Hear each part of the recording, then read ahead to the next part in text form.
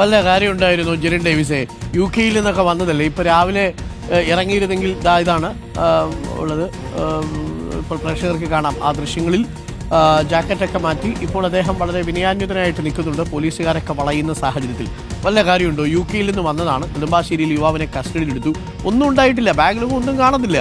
പക്ഷേ അത് കസ്റ്റംസുകാരൊന്ന് പരിശോധിച്ച് വിടണ്ടേ? കാഞ്ഞൂർ സ്വദേശിയായ ജെറിൻ ഡേവിസ് ആണ്.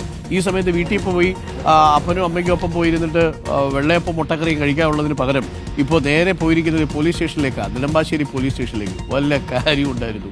കസ്റ്റംസ് ഉദ്യോഗസ്ഥരുമായിട്ട് സഹകരിച്ച് ആ ബാഗൊക്കെ ഒന്ന് സ്ക്രീൻ ചെയ്ത് വളരെ കൂളായിട്ട് 5 മിനിറ്റ് കൊണ്ട് പരിപാടി കഴിയും.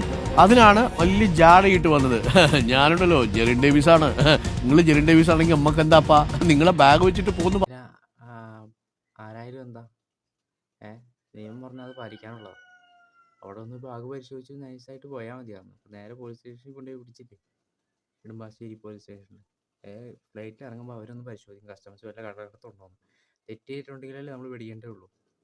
എന്നിട്ട് അവരോട് പോയി തട്ടി കയറുവാണ് ചെയ്യണേ. ആ ബാഗിൽ മറ്റേ സ്കാനിങ് ചെയ്തും രീതിയിൽ പോയാൽ മര്യാദയ്ക്ക് വീട്ടിൽ പോയിരിക്കാൻ പാടില്ല. ഇതാണ് ചില എണ്ണന്മാർക്കൊന്നും വലിയ ഷോയാ. ഇപ്പം ഇദ്ദേഹം പറഞ്ഞ സീനിൽ എനിക്ക് മറ്റേ സീൻ ഓർമ്മ വന്നെ.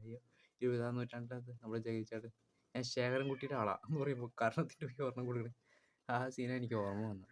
എന്നൊക്കെ ആയാലൊക്കെ നിങ്ങൾ വരുന്നവരെ പോകുന്നവരാണെങ്കിലും അത് വിമാനത്തിലൊക്കെ ഒരുപാട് സ്വർണ്ണക്കടത്തലുണ്ട്. അതിന് വലിയ ബോംബ് ഭീഷണി ഉണ്ടാവും, ചിലപ്പോൾ പലതും ഉണ്ടാവും. അപ്പോൾ അതുകൊണ്ട് അവരോട് സഹകരിച്ച് ചെയ്യുക.